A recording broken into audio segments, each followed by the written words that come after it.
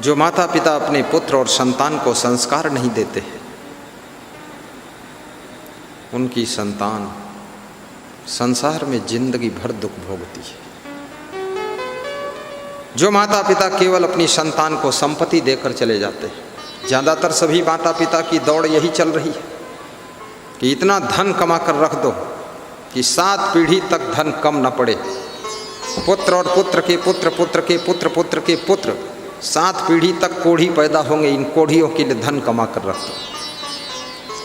उसी टेंशन में वो पड़े रहते हैं, सुख शांति और आनंद का लाभ नहीं उठा पाते। लेकिन याद रखना, यदि आपने पुत्र और पुत्री को संस्कार नहीं दिया है और केवल संपत्ति दिया है और शिष्यों को संस्कार नहीं दिया है, बड़े बड़े आश्रम बना करके दे दिया है, ये शिष्य उस बड़े आश्रम में बड़े गलत काम करेंगे। ये आपके पुत्र और पुत्री बड़ा धन दौलत संपत्ति पा करके बड़ी विपत्ति को बुला करके तुम पर दुख का पहाड़ ढकेल देंगे। इसलिए बच्चों को ही सत्संग से जोड़िए। और आज के युग में विज्ञान का युग है, सुविधा है, घर बैठे सत्संग का लाभ लीजिए। मोबाइल के यूट्यूब में टीवी से कनेक्ट करके पूरे परिवार के साथ सत्संग सुनिए।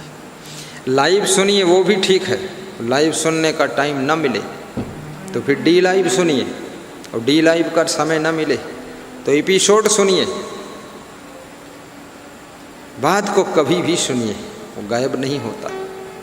मोबाइल में प्रवचन को सब्सक्राइब भी कीजिए, और सब्सक्राइब करना ना आता हो तो किसी से करवा लीजिए। सब कुछ तुमको थोड़े आता है। सोने का गहना बनाना नहीं आता है तो सुनार से बनवा लेते हो, लोहे के यंत्र बनाना नहीं आता तो लोहार से बनवा लेते हो, कपड़ा सिलना नहीं आता तो टेलर से सिलवा लेते हो, और सब्सक्राइब करना नहीं आता तो खीसे काटते घूमते हो, दूसरे से करवा लो और प्रवचन सुनो ध्यान से, जीवन बदल जाएगा।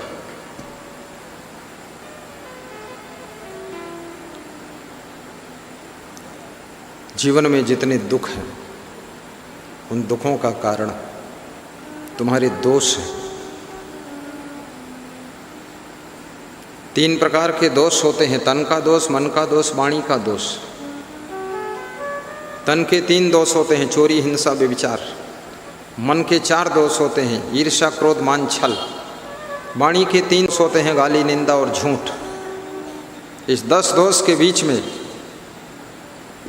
मनुष्य की जिंदगी दुखों की राह पर गुजरती है। जीवन में जितने दुख दिखते वे निज दोषों के कारण ही।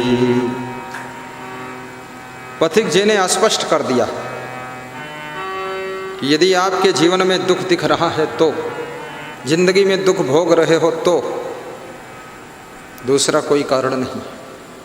आप में कोई दोष है, आप में कोई दुर्गुण है, आपके अंदर कोई त्रुटि है, कोई बुराई है। बिस्तर पर तुम लेटे हुए हो और तुम्हारी पीठ में कुछ चुभ रहा है, इसका मतलब कोई कंकड़, कोई गिट्टी तुम्हारे बिस्तर पर पड़ी हुई है। उठिए, चादर को झाड़िए, साफ करिए, गिट्टी हटाइए, कंकड़ को हटाइए, उसके बाद विश्राम कीजिए। चुभना बंद हो जाएगा, पीठ में आराम से विश्राम मिल जाएगी। ये जो भी जिंदगी में चुभन, दर्द हो रही है, पीड़ा हो रही है, कष्ट हो रहा है, दुख हो रहा है, वो तुम्हारे दोष के कंकड़ ही तुम्हारी जिंदगी में चुभ रहे हैं। दोष के कंकड़ों को सत्संग के झाड़ू से निकाल करके साफ कीजिए, और जिंदगी की चादर को फ्रेश करके उसके बाद जिंदगी का आनंद और सुख और विश्राम प्राप्त करिए।